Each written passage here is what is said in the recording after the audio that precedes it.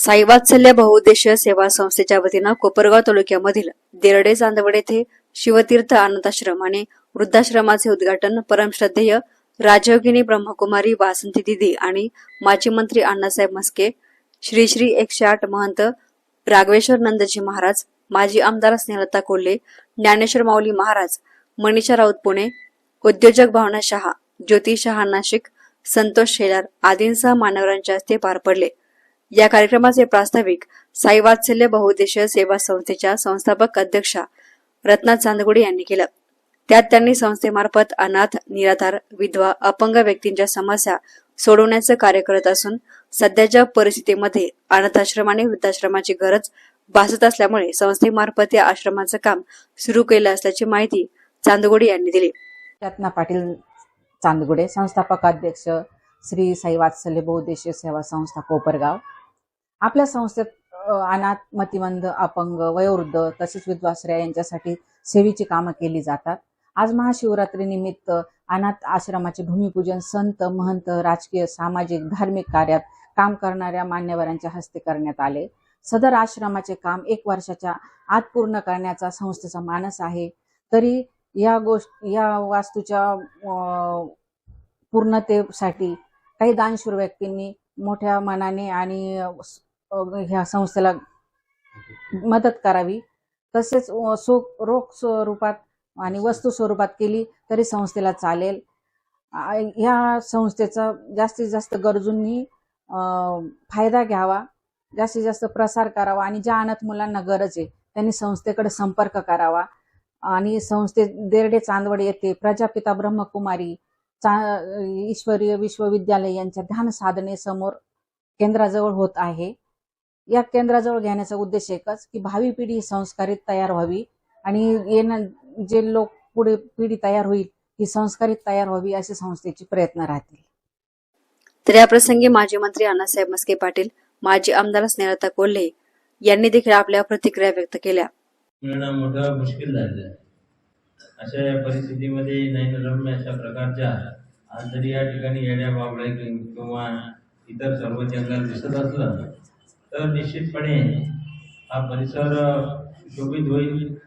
या ठिकाणी वृद्धाश्रमाचाही प्रकल्प त्या ठिकाणी ठेवलेला आहे आणि आजच्या काळामध्ये तर विशेषतः कलियुगामध्ये या गोष्टीची तर फार जरूर पडलेली आहे।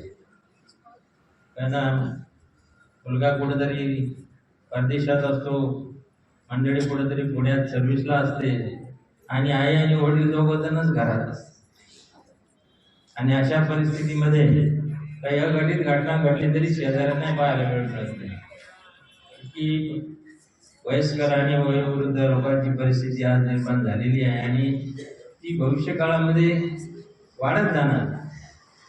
या दृष्टीनं या ठिकाणी वृद्धाश्रम करण्याची जी काही कल्पना या ठिकाणी समूर्त होणार आहे त्यांचंही मी या ठिकाणी मनपूर्वक अभिनंदन करतो, त्यांना धन्यवाद देतो। आपल्याला या ठिकाणी कुठल्याही प्रकारची कमतरता भासणार नाही अशा प्रकारचं नियोजन मी ग्रामपंचायतीचे सरपंच त्यांचे सर्व त्या ठिकाणी वीज असेल, पाणी असेल किंवा इतर सर्व आता त्यांनी छोटंसं किचन त्या ठिकाणी केलेलं आहे, त्याची पूर्तता लोकदौशी झालेली असेल। रस्त्याचं काम आहे, रस्त्याचे खडीकरण, डांबरीकरण या गोष्टी आणखी जर चांगल्या पद्धतीने या ठिकाणी झाल्या तर अनाथ आणि वृद्ध यांची परिस्थिती आजच्या काळात फार म्हणजे मनाला दुःख देणारी आहे, परंतु त्यांच्यासाठी आपण काहीतरी केलं पाहिजे। हा जो मनोदय सगळ्या आपल्या ओम शांती परिवारात व्यक्त झाला आणि त्या रूपाने रत्नाताई असतील तर सगळेच जे बांधव बंधू भगिनी असतील यांच्या रूपाने तो सुद्धा एक चांगला उपक्रम इथं राबवला जातो आहे आणि म्हणून ही बाब निश्चित दिलासा देणारी असणार आहे। माणुसकीचा भाव, मानवता धर्म जपणारा असा हा संकल्प आहे असं मी म्हणेन। सर्वांगीण विचार करून हे सेंटर उभं केलेलं आहे आणि दीदी आम्ही सगळे आपल्या पाठीशी आहोत, सोबत आहोत, कारण हा संकल्प साधा सोपा नाहीये, पण तरी सुद्धा आपण सोप्या पद्धतीने अतिशय आनंदाने सतत हसतमुख ओम शांती परिवार पांढरे शुभ्र सगळ्यांचे कपडे असतात, मनही स्वच्छ असतं आणि सगळेजण आपण एकमेकाला आपला माणूस माझा परिवार, माझं आणि मुरली ऐका आपण अतिशय मनाला समाधान वाटतं.